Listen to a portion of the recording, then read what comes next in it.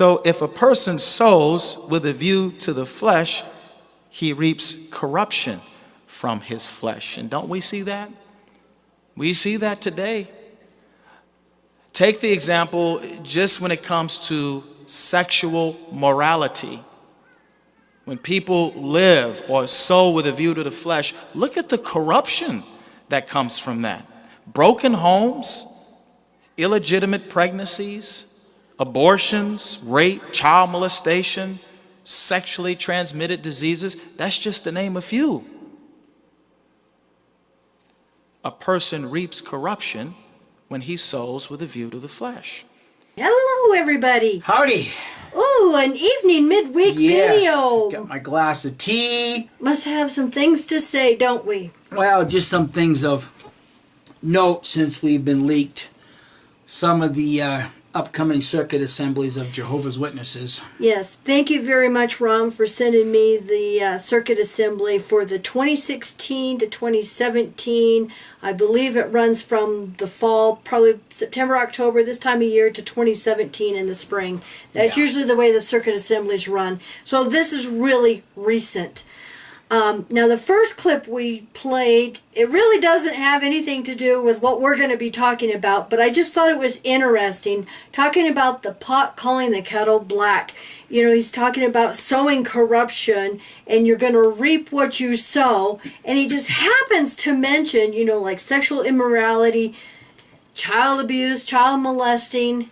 Well, it just shows how stupid the governing body is of the Watchtower Bible Tract Society, that they would still put something like this in a talk, knowing that they're facing judicial hearings around the world for the very thing that they're talking against in this talk. And from the rank and file's perspective, you've got to be pretty dumb too to sit there and hear what they're saying without investigating what they are saying and how much that these words absolutely apply to you people. Well, that's why there's so much corruption within the Watchtower Bible Tract Society. So much sex abuse. Because this circuit overseer just said why. Because they're sowing to the flesh instead of, you know, the spirit. They're reaping what they're sowing. This is an out-of-control problem for the Watchtower Bible Tract Society. It's absolutely out of control. And how stupid, once again, for them to put something like this in a talk. Watchtower, you are aware of how many people are fully awake still sitting in your audience, don't you? You are aware of that, right? Idiots. Yes. Now, this particular talk is all from the same one, and it was the last talk of this circuit assembly. And it looked like it was a one-day assembly because it only has the morning and afternoon session. So this was the last talk of the day. And this whole theme of this circuit assembly is faith. You know, strengthening your faith. You know, what you have to do to obey and be loyal, to have strong faith.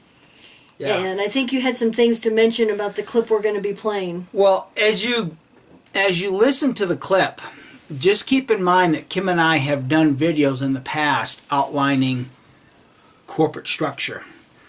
And we've said it before, the Watchtower Bible Tract Society is acting like a corporation that is going under. They're closing their branches, they're downsizing. We all know through the coffin lid videos that families are leaving by the, well, hell, we just did one not too long ago, 15 in one family. Gone. Gone. At once. Yes, all at once. Time. So Watchtower as a corporation has no choice but to downsize. Now, let's really look at this from the perspective of a real corporation in the real world, not a religious corporation. In fact, we'll just use the business that I was involved with several years ago, a rental equipment business. I had the privilege of managing my own branch. Now, while I was managing that branch, if this didn't happen, but this is just a scenario, if business was beginning to fall off in the city where the branch was that I was managing, my boss would elect to close the branch and offer me another position in another branch somewhere else. And that's just a common practice for key people, people that are of value to a particular store or a branch. Now, obviously, it would be my choice as to whether I would want to move my family or not. Listen to what he's saying here and keep in mind what I just said, because this is corporate jargon that you're going to hear here. It's not a blessing or anything from Jehovah, because as you listen to what he says and how he words it, just remember, it wasn't too terribly long ago, Watchtower, when you had another blessing from Jehovah.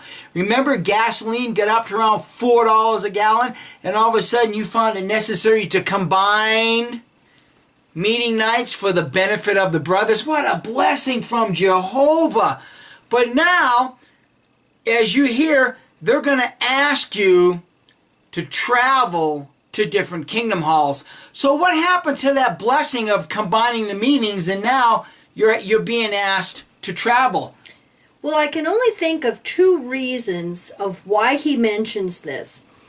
There's going to be more closings, and they're warning people, or the ones they've already closed, the witnesses are complaining, because I have heard personally from some where their local congregation was closed, and some have had to drive up to 45 minutes to an hour away because they were in a rural area, and now they have to drive to a city. So that's the only two reasons I could think of why he's warning. And, are you going to obey? Yeah. Are you going to be obedient to the divine instruction? Yeah. Yeah, right. So let's play the clip, and then we've got a few other things to mention. Here's another scenario. What if the organization asked us to move to another congregation to make better use of the kingdom halls and to make better use of dedicated funds? Well, that's not far-fetched. That could happen. The organization could tell us, you need to move. Will we support the arrangement?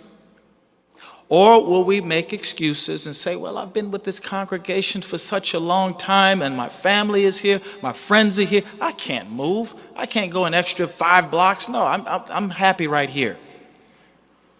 Well, again, faith moves us, friends, to be loyal and to be obedient. And really, there's no shortage of ways to build and manifest faith. So let's take advantage of all of these wonderful provisions that Jehovah God makes through his organization. Like I said. What's funny is he uses the illustration 5 blocks away. Usually it's not 5 blocks. No. It's usually several miles where the new congregation is that they have to go to. Well, the thing is if Watchtower could see the flooding of emails that we get from people that have already been displaced from a more closer kingdom hall, you'll see that the average is right at 45 miles to 50 to 60 miles one way. Well, look at the one that closed up in Oregon. They have to drive now to southern Idaho, which is almost an hour away. So, come on, Watchtower. The only people that you're fooling is the rank and file that's sitting in the audience that refuses to think about what they're involved in. These are the people that you're going to lead right to their destruction, because these people can't stop and think for themselves. They just swallow the crap that you produce, and they view it as if it's from Jehovah. Yeah. Now, I have heard a rumor. This has not been proven or substantiated, but I have heard a rumor that there is at least one large elders meeting, and there may be more in certain areas where they're getting together and meeting and trying to decide which congregations they are going to shut down and consolidate. But like I said, that is only a rumor that has not been substantiated by more than one person. So we'll see how that goes. Now, changing gears here, I am going to put down below in the link a PDF scan to an old handbill. Now, most of you know that we got a whole bunch of old literature.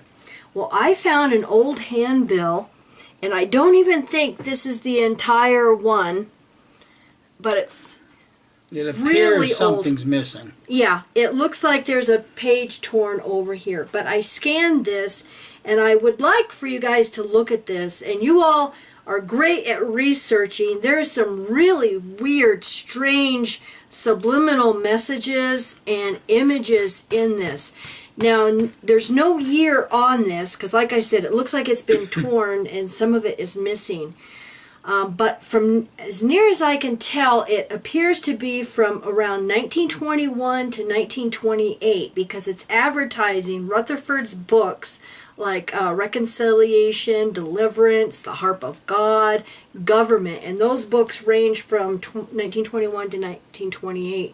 But it's interesting when you look at this scan, because at the very top they've got a picture of a globe, and right beside it is a compass. Now, if you look inside the legs of the compass, it's the square is very cleverly hidden, because if you look at the globe has the longitude and latitude squares, but if you look at the square inside the compass, it's disproportionately sized to the other squares on the globe. So I think that is the square in the compass that's being pictured there. Well, when you look at the little squares on the globe, one of them actually runs right off of the globe and down over towards a scroll, because there's a scroll laying right like at the base of the compass. And another interesting point is over on the left-hand side of this particular page is a bunch of naked young boys. I mean, that's what it looks like to me. Yeah. Naked young boys. And they're climbing a pillar or something. A vine. Yeah. I mean, it's disturbing when you think about what's happening here. It's really bizarre. And then at the bottom, they've got two lions in the middle, and they're looking at people in the middle of the picture there that are clothed, but they've got a couple of more naked young boys, and one is down on, like, squatted down, and then there's looks like an older, young man looking down at his butt. Yeah. Holding a towel or a robe or something. Yes. It's really bizarre. And if you look at the lion that is off to your left, if you look at the shoulder area, there's the definite face of I don't know what it would be, a wolf face. Goat? I mean... No, I'm actually looking down right here. There's the open mouth, and there's the snout, the eyes. It very well could be a goat, but I mean... Well, I was looking at that. Yeah, well, I wasn't. I'm looking at down here. Just behind its front leg where the shoulder area would be. It looks like it's a barking dog or something to that effect. It's not natural drawings that would be on a lion, because that would be where the rib cage would be. And if you look at the lion to the right in that same area, you could see lines what would depict the rib cage, but on the lion to the left, it really looks like it's some sort of barking dog or something. It's really bizarre. Now, when you look at whatever this figure is above the lion's head, it looks like they are in black, and it almost looks like the Emperor from Star Wars. Yeah. Kind of a green old face. And I don't know if that is another person. Well, wait a minute. I think that's the Grim Reaper when he had flesh on him yet. Maybe. I don't know. I mean, this is really bizarre. You all, take a look at this and study it. Well, then when you go to the next page, down at the bottom.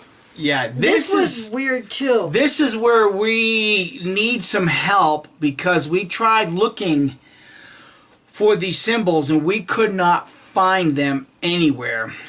Now, it looks like I don't know if that's Jesus, kind of a long hair, long beard, Jesus, hippie looking guy in robes, and he's got a book, and there's 2 women, 2 kids on each side of him.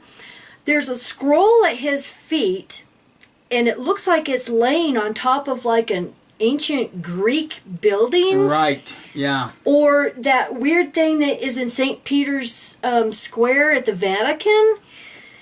Now, on each side of this Jesus character, there is these pillars, and they have like these shields on them. Or an open book, perhaps. Yeah, I mean, wait till you guys see this. It's really weird. And on the left-hand side, it looks like there is the initials LTS. And I have no idea what that would mean. But if you look behind it, you can clearly see that there's also a W in there also. Possibly. And I don't know if that's a little tiny S above the T. Now, over on the right-hand side of that shield, it may possibly be IBSA, which would be the International Bible Students Association. I'm not sure because what would form the B and the S looks like just a big snake. And it actually looks like the never-ending loop. But the issue with this is that the snake's face isn't, swallowing its own tail. Yeah. Now there's some weird little black squiggly things coming out from the bottom of these letters that don't fit, the rest of the pattern. Now also there is the laurels, the wreaths around each one of these shields. Now we have learned, the United Nations has those use wreaths. That symbol. Yeah. The Federation of Planets on Star Trek has, those same things. But, a lot of the world's governments use those wreaths. I believe it's even on the U.S. seal. I believe it is, yeah. But another interesting thing about this particular page is when you look in the very corner, it looks like either 2 keys with one going down the middle that you really can't make out as a key. It could be a cross with 2 keys. We're not exactly sure. But what we have discovered that the 2 crossed keys without the 3rd key is a Vatican symbol. Yeah, the only places we could find 2 keys was the Vatican and Freemasonry. Right. And so, like I said, we need your help, guys, because there's some really interesting, strange stuff. Symbols, yeah. There's a lot of stuff in here. And then the next page, it has a book and it says, I am wisdom, love, justice, and power. And there's like some scales there. And I don't know what that round thing is next to it. And it makes you wonder what Watchtower was smoking when they drew all this. Now, right above this book, I don't know if that is a bird or something, but and then there's like rays going up, like rays of the sun. And it looks like some Hebrew writing that may possibly be the Tetragrammaton under the book. But anyhow, you guys can have a look at it, have some fun, let us know what you think. And on the bottom of the neck of this same page is a bunch of naked kids again. Naked kids. Naked kids. And you can tell that they're very, very young kids. Yeah, because there's an adult holding one in their arms, and I can't tell if that is a woman or a man, but a bunch of naked kids running around. Yeah. Now, for an organization, that has been accused so much of pedophilia and has a problem with child abuse, and then to have something like this. That dates all the way back to the 20s. I mean, this is to the 20s. This is not a new thing for the Watchtower Bible Tract Society. This is something that has been going on just about since its inception. Well, look at, there is something right in front of the woman or man, the adult. I can't tell if that is a cherub with wings or a bird with wings. And then there's this wheel-looking thing underneath it. So, we're seeing a lot of symbols and, images in this that really shouldn't. And I should mention that you'll be able to see that this is from Watchtower. Right. Because at the bottom it says the Watchtower, and it starts their address 117, you know, Adams Street. And since I had to scan one page at a time, but the address runs across here together as one. You just can't tell that from the scan since I had to do one page at a time. Yeah. So it's definitely is it's Watchtower. very interesting with the symbolism that they're using in this particular handbill. Yeah. Yep. Yes. So Candace, it goes all the way back to the 20s. Yeah, it's yeah, really. All right, you've got some things, don't you? Well, I was listening to some other YouTubers that have nothing to do with the Watchtower Bible Tract Society, and how some are using scriptures. A lot of this has to do with the one world government, current elections that are coming up regarding Donald Trump and Hillary Clinton, and how some are afraid that if she becomes president, she's going to implement, the one world government right away. World War III. Just World War III. Just a lot of speculating, and I got to thinking about some of that stuff because some of those YouTubers are using scripture. The one at 1 Thessalonians 5:3, I think it is. Whenever it is, they are saying peace and security, and then they flash right to some dude at the UN saying, oh, peace and security, peace and security. But I found it interesting that people that are doing those type of videos never conclude that verse in 1 Thessalonians. Being a Jehovah's Witness, we know that scripture without even having to look it up. Whenever it is that they're saying peace and security, instant destruction is to be upon them.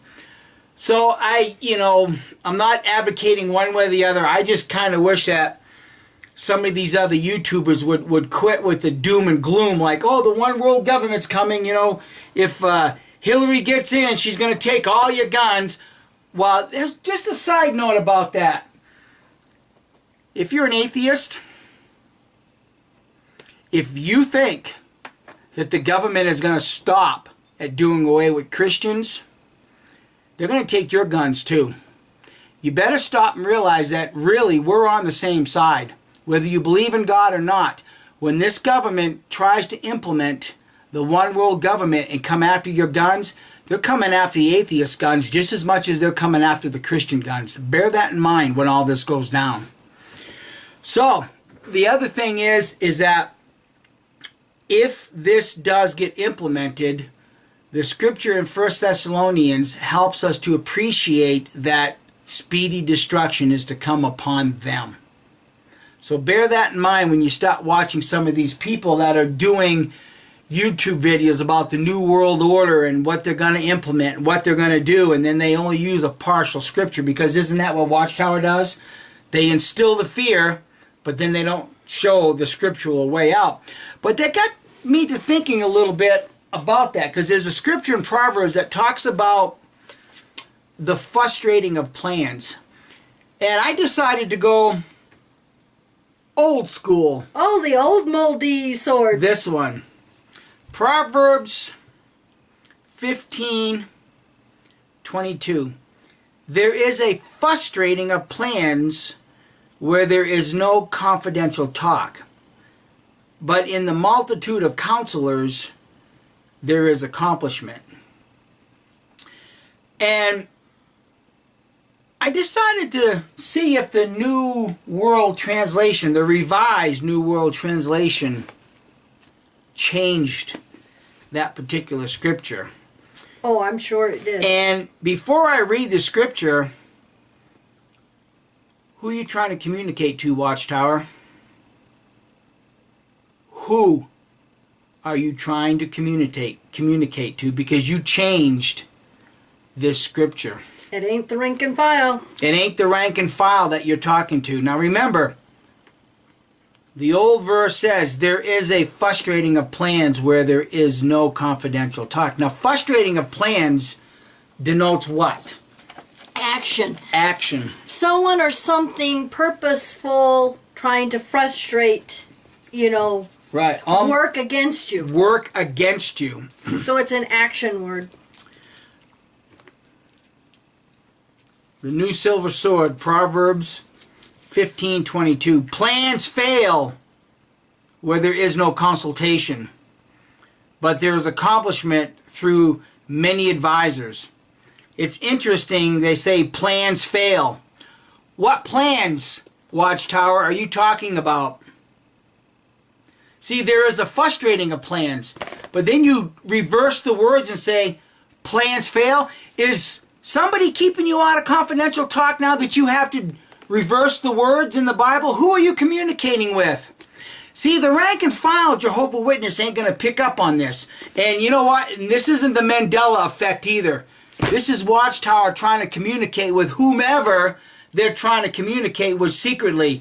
And I think Watchtower has to say something like this because the governments around the world are crucifying you right now because of your child abuse and everything else that you're being held accountable for. That's why in that talk, the same program, we uploaded a video, and it looks like Watchtower's doubling down on the, blood policy. Make sure we get that sacrifice, boys. Make sure you're loyal to Jehovah and you die while refusing blood, but yet you Jehovah's Witnesses forget the very simple scripture that Jesus said that no one has love greater than this, that they should surrender their soul for their brother. Where is the life? Where is the soul? It's in the blood. See, Christ sacrificed his soul for all mankind. And all we need to do is just have a little bit of blood come out of our veins to show how much we love our fellow man. But yet you Jehovah's Witnesses don't want that. You want the human sacrifice. That's exactly what you guys want, and that's who you people are. You are sacrificing your members to the devil by doubling down on this blood policy. And on that note, after we say goodbye here, I am going to play another short clip from this Circuit Overseer's talk. And this is where he is going to be giving the sales pitch to all of you who are studying, who are attending meetings, Jehovah's Witnesses. This is the sales pitch that they just make it sound so good. Yeah. So stick around after we say goodbye to hear this sales pitch. It's pretty good. They're good. They're good salesmen. They really are. Yeah. So, ready to say goodnight? Thanks for watching. Thank you so much for watching. Welcome to all our new subscribers. And we love you all. And have a wonderful week. Bye. Bye.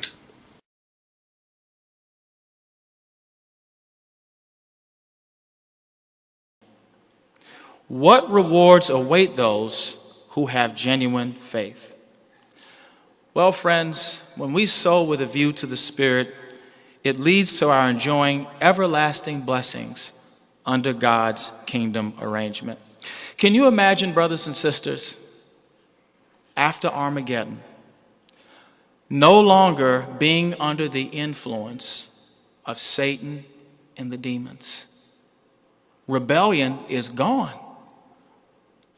Now, we don't know what that's going to feel like, to live on an earth where we're no longer under the crushing burden of the influence of Satan, the devil, and his demon hordes.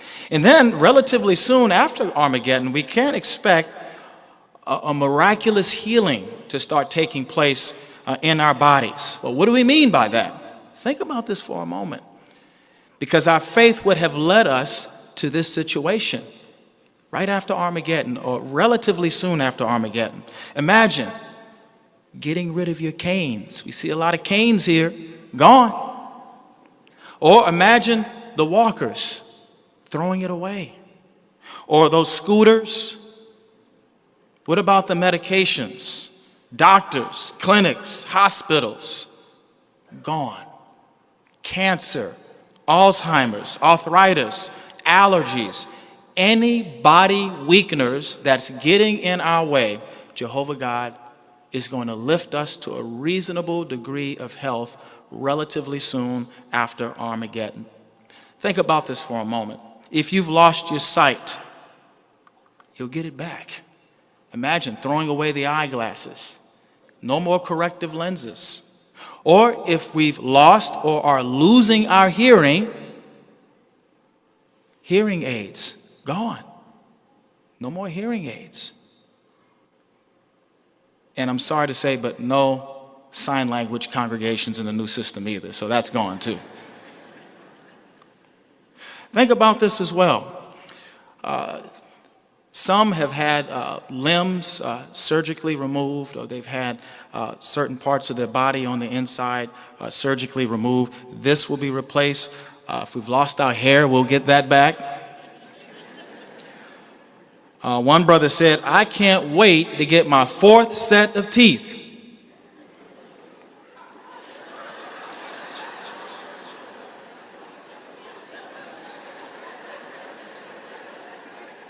Fourth set? He said, yeah, the 3rd set was the artificial ones. So, well, that's what he's looking forward to. And then think about this. Earth's ecology will be in perfect balance, just the way Jehovah intended. And really, with a lot of the pollutants that we see in the air, it's really destroying us. It's killing the body. Imagine clean air, clean water, healthful food that we can enjoy. What a wonderful time that will be. You see, that's something that Jehovah God promises to each and every one of us. Building your own house, growing your own food, looking forward to going to work every single day. What a wonderful time that'll be.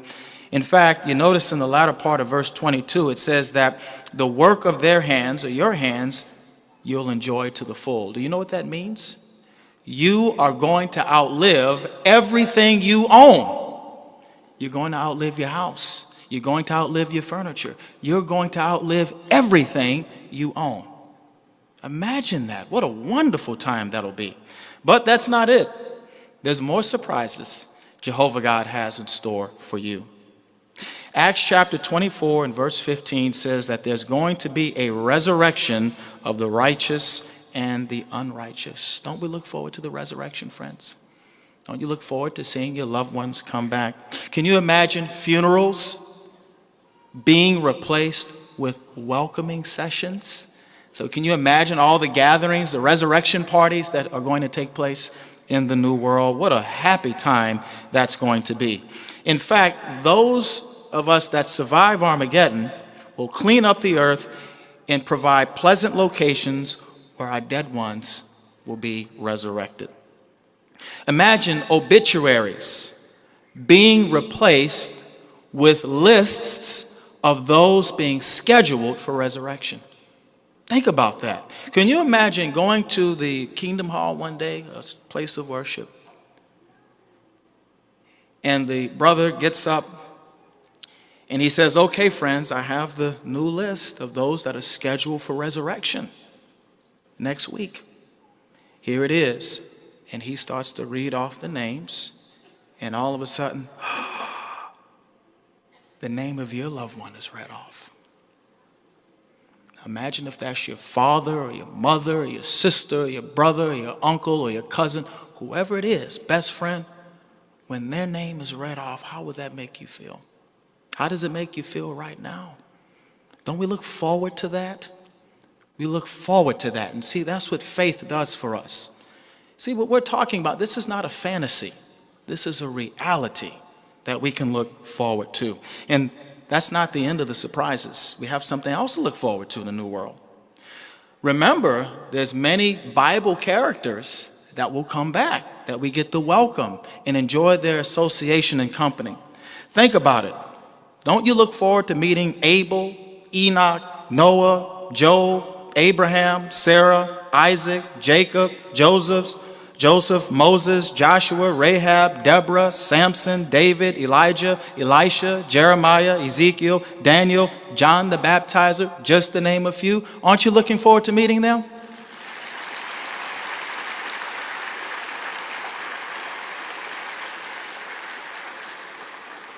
Imagine having them over to your home for a gathering and getting a first-hand account of what actually took place. You're not going to want to make them go home. You're going to keep them all night. And then working together with these ones, rolling up our sleeves to turn this earth into a beautiful paradise the way Jehovah God originally intended for it to be. Yes, imagine living forever and ever and ever and ever. When we talk about living forever, friends, don't just think about the 1,000 years. 1,000 years are going to come and go. Think about what Jehovah God has in store for the human family after the 1,000 years. What surprises does he have in store for us? What challenges does he have in store for us that we can look forward to? One thing we can be sure of: life will not be a mere passive enjoyment of perfection, but it will be an active, meaningful participation in joyful activities that will stagger our wildest imaginations. We can look forward to that. Don't you want to be there to experience that?